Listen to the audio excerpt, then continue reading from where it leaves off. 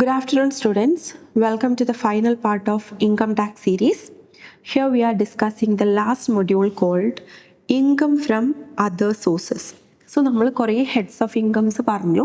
ഈ heads of ഇൻകത്തിൽ ഒന്നും തന്നെ ഇൻക്ലൂഡ് അല്ലാത്ത ബാക്കി എല്ലാ ടൈപ്പ് ഓഫ് ഇൻകത്തിനെയും നമ്മൾ ഇൻക്ലൂഡ് ചെയ്യുന്ന ഒരു കാറ്റഗറി അല്ലെങ്കിൽ ഒരു ഹെഡാണ് ഇൻകം ഫ്രം അതർ സോഴ്സസ് എന്ന് പറയുന്നത്. Income which does not fall under any other head or salary, house property, business or profession or capital gain, ഇതിലൊന്നും വരാത്ത type of income is taxed under the head income from other sources. നമ്മൾ മുകളിൽ പറഞ്ഞിട്ടുള്ള 4 കാറ്റഗറീസിലും ഒന്നിലും തന്നെ വരാത്ത incomes ആണെന്നുണ്ടെങ്കിൽ which comes under the category of income from house property. This is the last head of income. ഇനി എന്തൊക്കെയാണ് നോർമലി നമ്മൾ ഇൻകം ഫ്രം അതർ സോഴ്സസിൽ വരുന്ന ഇൻകംസ് ഏതൊക്കെയാണെന്നുള്ളത് നോക്കാം. First one, dividends from Indian companies except up to 10 lakh under section 10. Under section 10 വെച്ചിട്ട് നമുക്ക് 10 lakh വരെ exemption ഉണ്ട്. 10 lakhൻ്റെ എബോവ് ഉള്ള ഇന്ത്യൻ കമ്പനീസ് എന്നുള്ള ഡിവിഡൻസ് ആണ് first one, which is come under the category of income from other sources.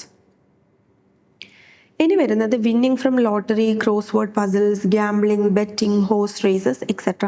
ഇതെന്നൊക്കെ നമുക്ക് previous ഇയറിൽ എന്തെങ്കിലും ഒരു എമൗണ്ട് റിസീവ് ആയിട്ടുണ്ടെങ്കിൽ അതിനുള്ള ടാക്സ് നമ്മൾ ഏത് കാറ്റഗറിയിലാണ് വരുന്നത്? ഇൻകം ഫ്രം അതർ സോഴ്സസിലാണ് വരുന്നത്. Employer contribution to PF, superannuation fund, ESI etcetera not taxed elsewhere. നമ്മൾ ഈ employee contribution to PF totally exempted ആണെന്ന് നമ്മൾ പറഞ്ഞിട്ടുണ്ട് സാലറി ഇൻകത്തിൽ. പക്ഷേ എംപ്ലോയർ സൈഡിൽ നിന്നുള്ള കോൺട്രിബ്യൂഷൻ ഓഫ് PF, അതേപോലെ സൂപ്പർ ആനുവേഷൻ ഫണ്ട്, ESI ഇതൊക്കെ ഏത് കാറ്റഗറിയിലാണ് വരുന്നത്? നമ്മുടെ ഇൻകം ഫ്രം അതർ സോഴ്സസിലാണ് വരുന്നത്. Interest on securities if not taxed under business or profession. Business or പ്രൊഫഷനിൽ നമ്മൾ ഇൻട്രസ്റ്റ് ഓൺ സെക്യൂരിറ്റീസ് എടുക്കാത്ത ഇൻട്രസ്റ്റുകളാണെന്നുണ്ടെങ്കിൽ അതെവിടെ എടുക്കണം? ഇൻകം ഫ്രം അതർ സോഴ്സസിൽ എടുക്കണം. Hire income from machinery, plant, furniture if not part of business. Hire income received from machinery, plant, furniture.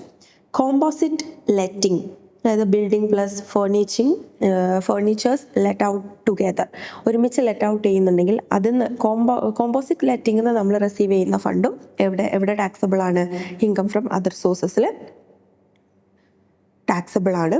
അതേപോലെ തന്നെ amount from keyman insurance policy, അത് നിങ്ങൾ ഓർത്തിരിക്കുക. Keyman insurance policy. Cash gift exceeding ₹50,000 in aggregate from non relatives ആയിട്ടുള്ള ആൾക്കാരുടെ അടുത്തുനിന്ന് 50,000 rupees മുകളിൽ കിട്ടുന്ന ഗിഫ്റ്റും നമ്മളെവിടെയാണ്? ഇൻകം ഫ്രം അതർ സോഴ്സസിൽ ടാക്സബിൾ ആണ്. പിന്നെ ഇതിൽ വരുന്ന ഇൻകം ഫ്രം അതർ സോഴ്സസിലുള്ള കുറച്ച് കോമൺ ഇൻകംസ് ആണ്.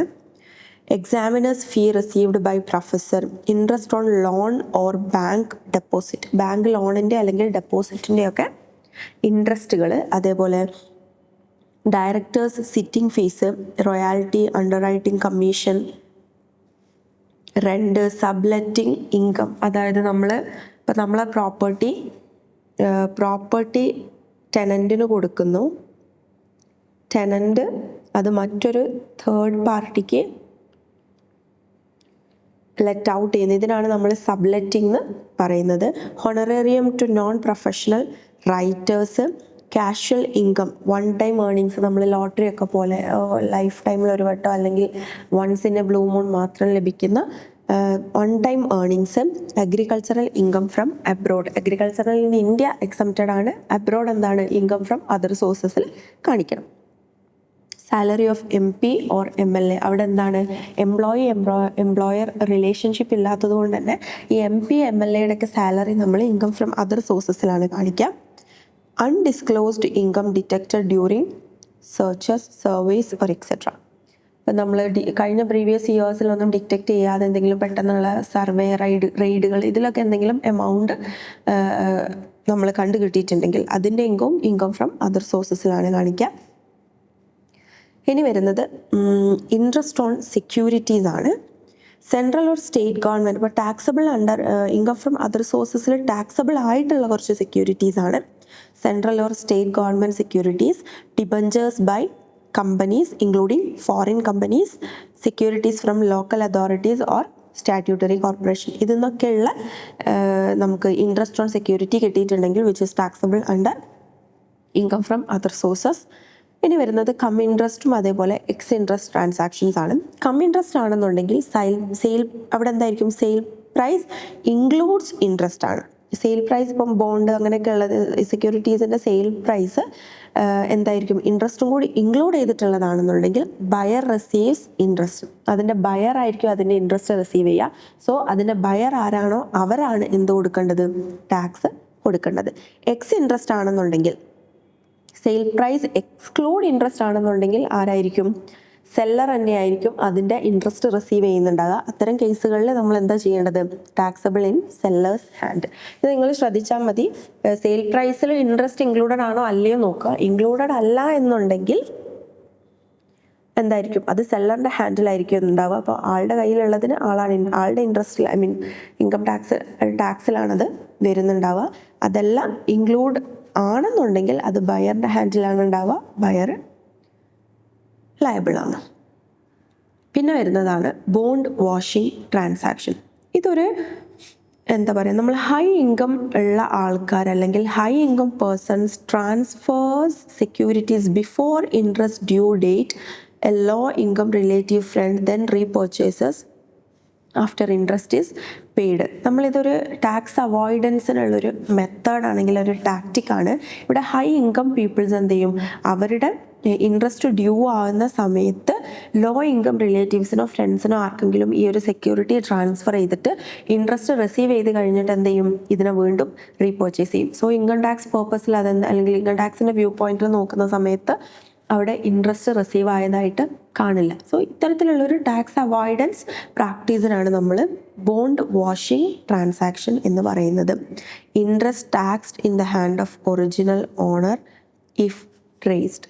ഇത്തരത്തിലുള്ള ട്രാൻസാക്ഷൻസ് കണ്ടുപിടിച്ചിട്ടുണ്ടെങ്കിൽ ആരാണോ ഇതിൻ്റെ ആക്ച്വൽ ഓണർ അവർ തന്നെയാണ് എന്ത് കൊടുക്കേണ്ടത്, അതായത് സെക്യൂരിറ്റീൻ്റെ ഓണർഷിപ്പ് ആരുടെ കയ്യിലാണോ വരുന്നത്, ഒറിജിനൽ ഓണർ ആരാണോ അവരാണ് ഇതിൻ്റെ ടാക്സ് കൊടുക്കേണ്ടത്. ഇനി വരുന്നത് TDS റേറ്റ് ആണ്. TDS എന്ന് പറഞ്ഞാൽ ടാക്സ് ഡിഡക്റ്റഡ് അറ്റ് സോഴ്സ്. നമ്മൾ ഇൻകം റിസീവ് ചെയ്യുന്ന സമയത്ത് തന്നെ ടാക്സ് കുറച്ചിട്ട് കൊടുക്കുന്ന ഏർപ്പാടിനാണ് നമ്മൾ ടാക്സ് ഡിഡക്റ്റഡ് അറ്റ് സോഴ്സ് എന്ന് പറയുന്നത്. ഇതിന് എത്ര പെർസെൻറ്റേജ് ആണെന്ന്, ഇപ്പോൾ നിങ്ങൾ ലോട്ടറി ഒക്കെ അടിക്കുമ്പോൾ ഇപ്പോൾ ഒരു 1 crore ലോട്ടറി അടിച്ചിട്ടുണ്ടെങ്കിൽ നമുക്ക് റിസീവ് ചെയ്യുന്ന എമൗണ്ട് തന്നെ ടാക്സ് കുറച്ചിട്ടുള്ളതായിരിക്കും. 30% ടാക്സ് കുറച്ചിട്ടുള്ള ബാലൻസ് എമൗണ്ട് ആണ് നമുക്ക് ഹാൻഡ് നമുക്ക് കിട്ടുന്നുണ്ടാവും. സോ ഇത്തരത്തിൽ ഇൻകം റിസീവ് ചെയ്യുന്ന സമയത്ത് തന്നെ ടാക്സ് കുറച്ചിട്ട് കൊടുക്കുന്നതാണ്. ആ ഒരു പ്രാക്ടീസിനാണ് ടാക്സ് ഡിഡക്റ്റഡ് അറ്റ് സോഴ്സ് എന്ന് പറയുന്നത്. ഇതിൽ ഇൻട്രസ്റ്റ് ആണ്. നോൺ സെക്യൂരിറ്റീസ് അല്ലാത്ത ഇൻട്രസ്റ്റുകളുടേത് 10% ആണ്. ലോട്ടറി ഇത്തരത്തിലെ പസിൽസ്, ക്രോസ് വേർഡ് പസിൽസ്, ഗ്യാംബ്ലിങ്ങിനൊക്കെ 30% ആണ്. ഹോഴ്സ് റേസിങ്ങിനും 30% ആണ്. ഇൻഷുറൻസ് കമ്മീഷൻ ആണെന്നുണ്ടെങ്കിൽ 10% ആണ്. ഇതൊക്കെ ടാക്സ് ഡിഡക്റ്റഡ് അറ്റ് സോഴ്സ് ആണ്. ഇനി പറയുന്നത് type of securities and tax implication. ഓരോ ടൈപ്പ് സെക്യൂരിറ്റീസും അതിൻ്റെ ടാക്സ് ഇംപ്ലിക്കേഷൻസും എന്തൊക്കെയാണെന്നുള്ളതാണ്. First one tax free government securities ആണ്. ടാക്സ് ഫ്രീ ഗവൺമെൻറ് സെക്യൂരിറ്റീസ് എന്ന് പറയുമ്പം നമുക്ക് ഫുള്ളി എക്സംഷൻസ് ഉള്ള ഗവൺമെൻറ് സെക്യൂരിറ്റീസ് ഉണ്ട്. ഇപ്പം നാഷണൽ പോസ്റ്റ് ഓഫീസ് സ്കീമുകൾ, അതുപോലെ പെൻഷൻ സ്കീമുകൾ, ഇതിലേക്കൊക്കെ നമുക്ക് അതേപോലെ നാഷണൽ ഡിഫൻസ് ബോൺസ്, ഇതൊക്കെ നമുക്ക് ടോട്ടലി എക്സംപ്റ്റഡ് ആയിട്ടുള്ളതാണ്. ഒന്നിൻ്റെ കൂടെയും ഗ്രോസിംഗ് അപ്പ് ചെയ്യില്ല.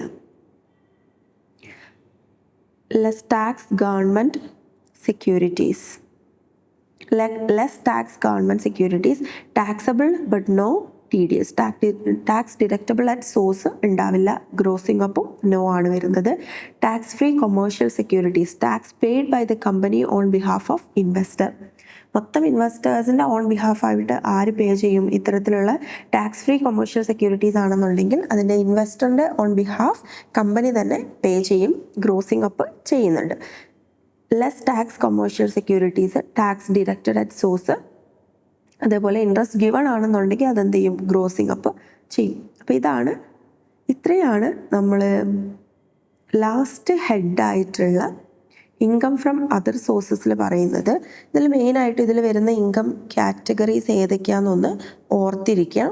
ഡിവിഡൻഡ്, ലോട്ടറി, PF എംപ്ലോയർ, അത് ശരിക്കും ശ്രദ്ധിക്കണം. എംപ്ലോയി കോൺട്രിബ്യൂഷൻ ആണോ എംപ്ലോയർ കോൺട്രിബ്യൂഷൻ ആണോ എന്നുള്ളത് നോക്കണം.